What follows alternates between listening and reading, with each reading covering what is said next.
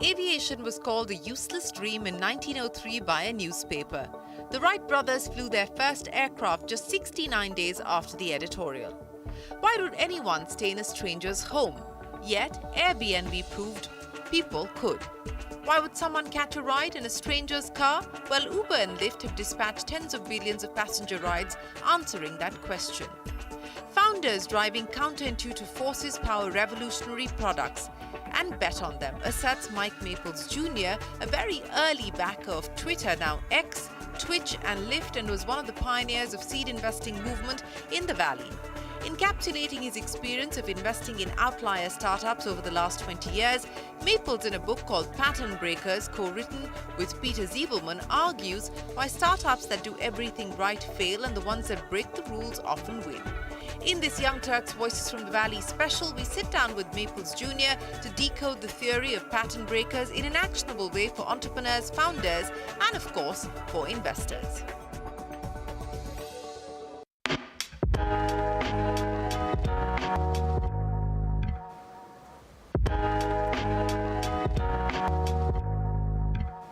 Hello and welcome to Voices from the Valley. I'm Shireen Bhan, and it is my pleasure to welcome on the program Mike Maples Jr., investor and now author of Pattern Breakers, Why Some Startups Change the Future. It's being pegged as one of the most definitive books on startups in this decade. Mike, many thanks for joining us here. It's an absolute pleasure to have you on the program.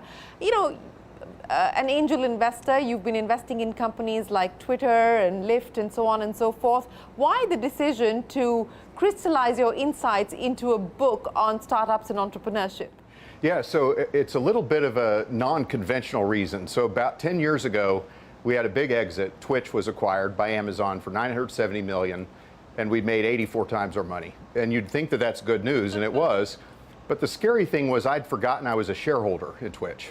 It had started as a company called Justin TV. It had turned into two companies, SocialCam and Twitch. And I thought SocialCam was the company. So when it was bought by Autodesk, I just forgot about Twitch. And so I sat there and I thought, and I noticed that other companies that I worked with that had seemed to do all the right things often didn't succeed. A lot of times they did business model canvases and they had the right culture and they did all the things you're supposed to do. And they would have been a Harvard Business School case study, except for the fact that they failed. What I was seeing was that people tend to think that venture capitalists have a crystal ball or that they see the future. And what I was seeing was just everything looked really wild. And I had to confront the question of, was I just lucky? Was I just playing a random game and I was a lucky fool and I should just retire before I get exposed?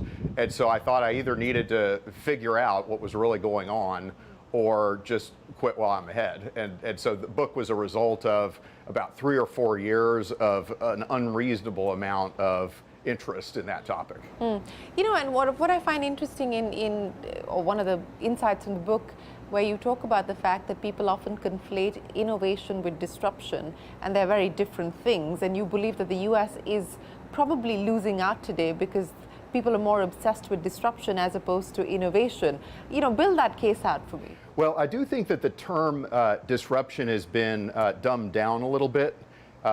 When I think about great founders, most of the world is just doing what it's doing. And great founders deny the premise of the rules. They don't try to be better than what came before. They try to do something just radically different. But they usually do it out of love and creating abundance more than disruption. Usually they're wildly obsessed with something in the future that they're really excited about, and that they can't stop talking about it and thinking about it. It's the last thing they think about when they go to bed at night. It's the first thing they think about when they wake up. They bore everybody in conversation with the fact that that's all they want to think about and talk about. And so, like, I don't think that entrepreneurs necessarily, or typically even, say, I want to disrupt somebody. Just like Henry Ford didn't say, I want to disrupt horses. And, you know, I don't think that Thomas Edison, when he invented the light bulb, said death to whale oil lamps, right? I think all of them were trying to do something new that they were excited about, that they thought would drive humanity forward. And in my experience, that's where the great startups have happened. So, you know, with the companies that you've invested in, when did you start to spot the magic, or when did you feel like this was real? Yeah, and it's hard because, you know, 80% of our profits have come from pivots. And so what is it that you're even investing in? Yeah. If when you succeed, it's 80% likely to change, what are you investing in? And I think that it was, what we started to realize was that there's these special people, and I call them pattern breakers in the book, but they're people who don't assume that the rules should be what they are.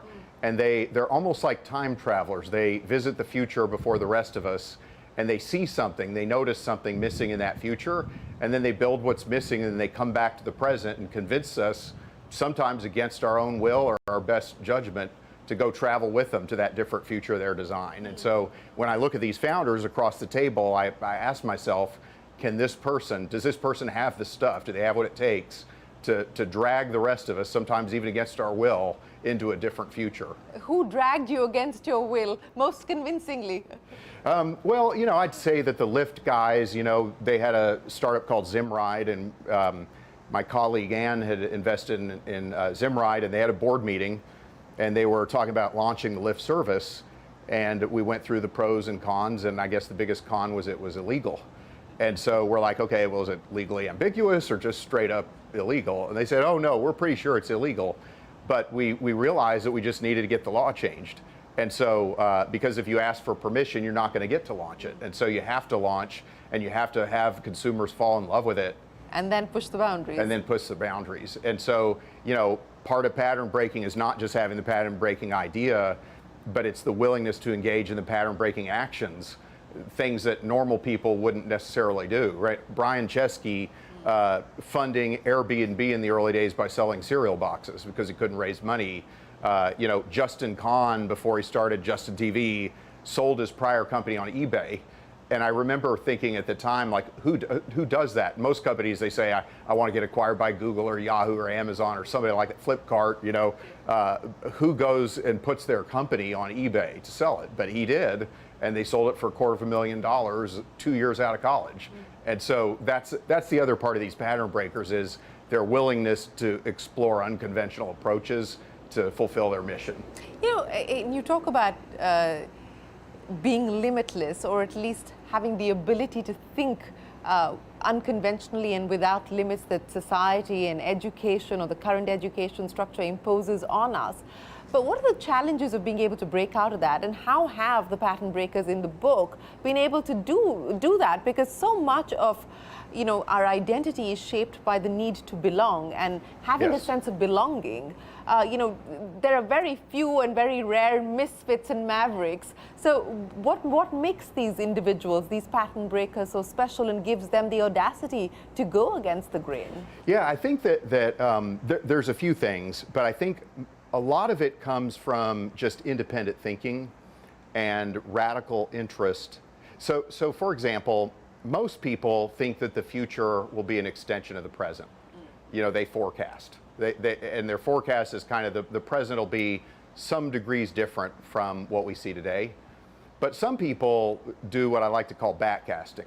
And they say, no, the future is going to be radically different from the present. And I'm going to work backwards from that radically different future.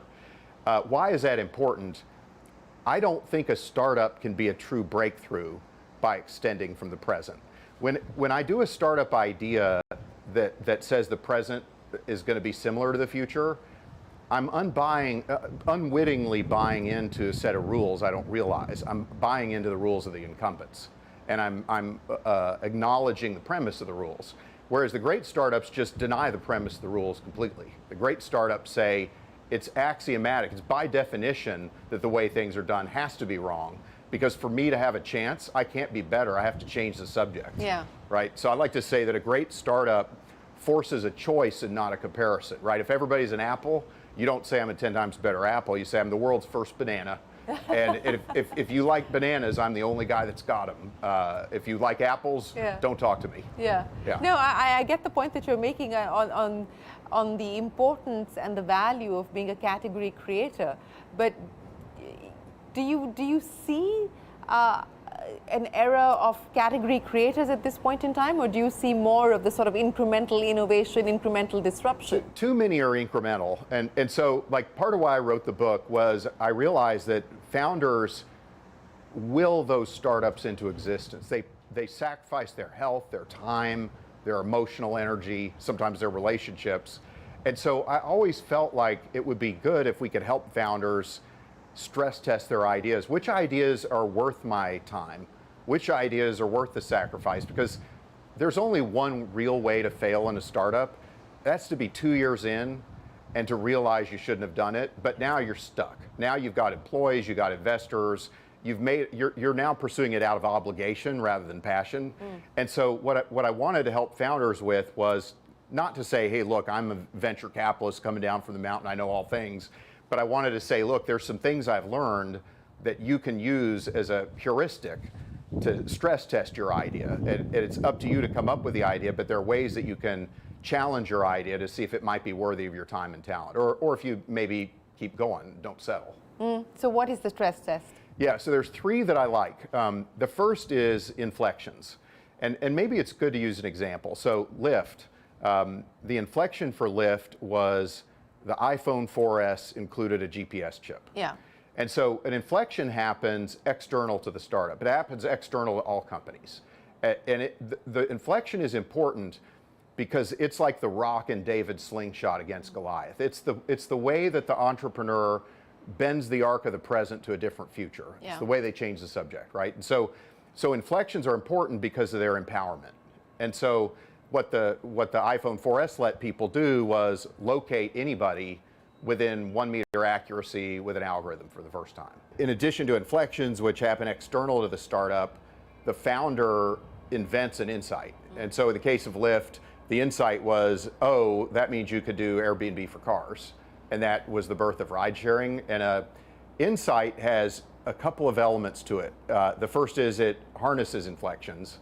The second is there's something about it that's non-consensus and right.